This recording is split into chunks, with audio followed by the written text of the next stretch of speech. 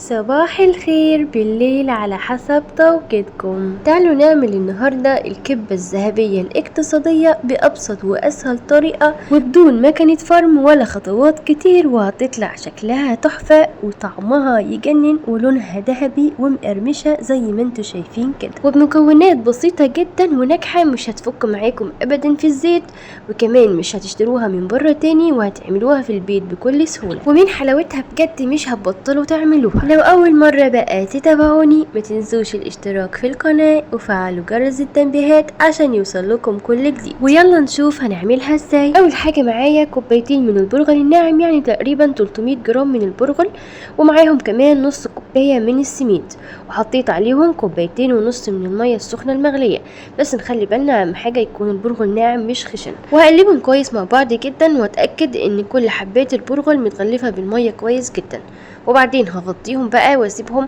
تقريبا نص ساعة لحد ما احضر الحشوة اللي هنحشي بيها الكبة. وكمية البرغل دي يا جماعة هتحتاج منكم ربع كيلو من اللحمة المفرومة بس. في طاسة سخنة بقى على النار كده فيها معلقتين من الزيت، ونزلت عليها باللحمة المفرومة، وعلى فكرة دول نص كيلو، انا هاخد نصهم بس هعمل بيهم الكبة والباقي هستخدمه في حاجة تانية. وبعد ما اللحمة تغير لون زي ما انتوا شايفين كده هنزل عليها ببصلتين كبار مبشورين. اهم حاجة يا جماعة يكونوا مبشورين ومتقطعين صغير جدا زي ما انتوا شايفين كده، علشان البصل ينشف معانا بسرعه وميبقاش فيه ميه واحنا بنحشيه في قلب الكبه. ودلوقتي بقى هجهز البهارات اللي هحطها على اللحمه، وفي نفس الوقت هحطها على عجينه الكبه. عندي معلقه صغيره من الثوم البودره والبصل البودره والبابريكا والكمون والكزبره والفلفل الاسود، وكمان نص معلقه صغيره من القرفه البودره، وكمان نص معلقه صغيره من الحبهان المطحون وجوز الطيب، ومعلقه كبيره من الملح. هقلب كل البهارات دي مع بعضها كده، واحط نصها بقى على اللحمه والنص التاني هشيله واحطه على عجينة الكبة اهو زي ما انتوا شايفين كده. حطيت نص توابل بس والنص التاني شيلته على جنب، وقلبت التوابل كويس كده، وبعدين حطيت معلقه صغيره من الهوت صوص او الشطه الحاره، ودي طبعا خطوه اختياريه تقدروا تستغنوا عنها لو مش بتحبوا الشطه، بس على فكره هي مش هتبقى حاره ولا اي حاجه، يعني هي بس بتدي تيست لذيذ كده. وبعدين هقلب بقى كويس كده لحد ما اتاكد ان اللحمه اتعصجت كويس جدا وما فيهاش اي نقطه ميه ولا اي سوائل. وجبت هنا بقى عجينة الكبة اللي كنا راكنينها على جنب، هبدأ كده اقلبها بالمعلقة زي ما انتوا شايفين كده وافتفتها علشان هي طبعا بتمسك في بعض.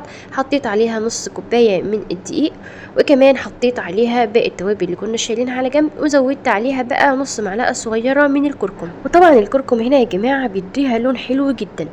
هقلب بقى كده كويس مع بعض، وهيبقى جنبي كده كوباية مية فترة عادي مش سخنة ولا حاجة، وبعدين هزود كده نص كوباية وهرجع اقلب كده، وبعدين هبدأ بقى اعجن العجينة.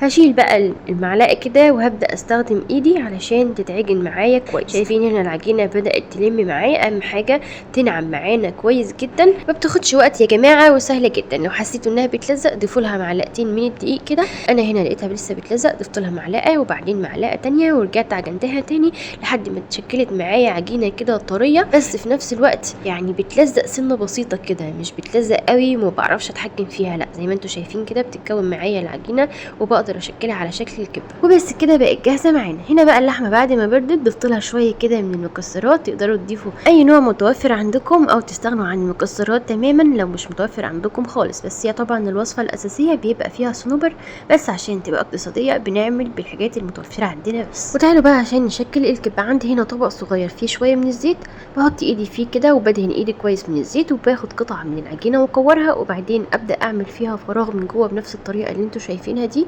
بصباعي كده، وابدا الف العجينه حوالين صباعي وارققها على قد ما اقدر، وبعدين هحط بقى كده معلقه صغيره من الحشوه وهقفل عليها بنفس الطريقه اللي شفتوها دي، وهرجع اقلبها بقى واعمل لها بوزه من تحت كده على شكل الكبه اللي احنا عارفينه.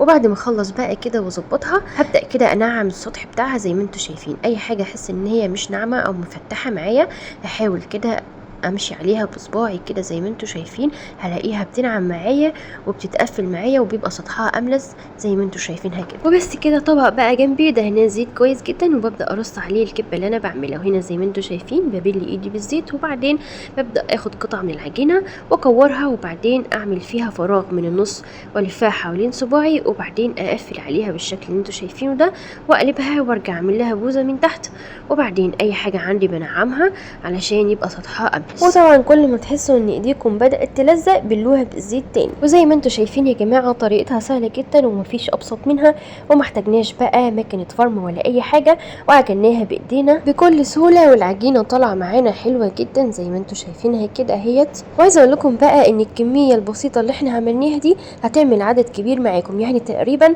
33 حبة او 35 حبة على حسب الحجم الكبة اللي انتوا بتعملوها طبعا. وهنا بقى يا جماعة خلصت تقريبا نص الكمية، شايفين بقى لونها اصفر وحلو ازاي، يعني اخده لون ذهبي كده طبعا بسبب نص معلقة الكركم اللي احنا حطيناها، عطيتها لون حلو قوي من قبل القلي كمان. وبعدين هنبدأ نقلي بقى الكبة زي ما انتوا شايفين كده، طاسة على النار والزيت يكون سخن جدا والنار عالية، وبعدين هنحط فيها بقى الكبة كده لمدة دقيقتين على نار عالية لحد ما تبدأ تاخد لون معاكم بس. وبعدين هنهدي النار شوية علشان تستوي براحتها وما تبقاش معجنة معانا من جوه، عشان طبعا لو سويناها على نار عالية على طول هتاخد لون معانا بسرعة وتحمر بسرعة جدا ومش هتلحق تستوي معانا من جوه. وكمان علشان تفضل مقرمشة معاكم يبقى اول ما تبدأ تاخد لون هنهدي النار عليها شوية تقريبا للنص كده ونسيبها بقى تستوي براحتها، وهتطلع معاكم مقرمشة جدا. وبعد ما تاخد اللون الذهبي الجميل هنطلعها بقى كده في مصفى، ما تطلعوهاش على مناديل علشان تفضل مقرمشة معاكم، صفوها كده من الزيت على مصفى او شبكة وهتفضل مقرمشة معاكم على طول. شايفين يا جماعة الكبة طالعة شكلها حلو ازاي، ومفيش اي حاجة فيها فكت في الزيت ولا الحشوة طلعت ولا اي حاجة، بجد كبة يعني زي ما الكتاب قال بالظبط، يعني بجد كبة ولا غلطة. شايفين يا جماعة الكبة لونها ذهبي ازاي وحلوة، اخده لون من كل ناحية وكلها نفس اللون زي ما انتوا شايفين كده ومستوية.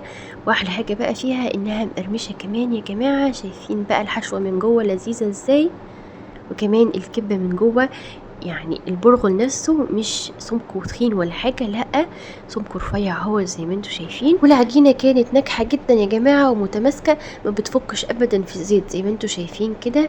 يعني انا سويتها قدامكم عشان تتأكدوا ان السوا بتاعها سهل جدا وهيبقى مظبوط معاكم، وباستخدام ايدينا وبدون قوالب تشكيل ولا اي حاجة الكبة كلها طالعة شكلها حلو جدا وكلها شبه بعض، يعني مفيش واحدة مختلفة عن التانية. وطبعا معروف جدا ان الكبة دي من اشهر الاكلات السورية، وبجد طعمها بيبقى لذيذ جدا وانتشرت عندنا بقى في مصر، ما بقيناش نقدر نستغنى عنها في اي عزومة، خصوصا بقى عزومات رمضان دايما كده نحب نعملها في العزومات. بس طبعا كنا بنشتريها جاهزة وبنستسهل، دلوقتي بقى عملناها بطريقة سهلة، ما عندكوش حاجة بقى يا جماعة تقدروا تعملوها بكل سهولة وكمان بطريقة اقتصادية جدا جدا.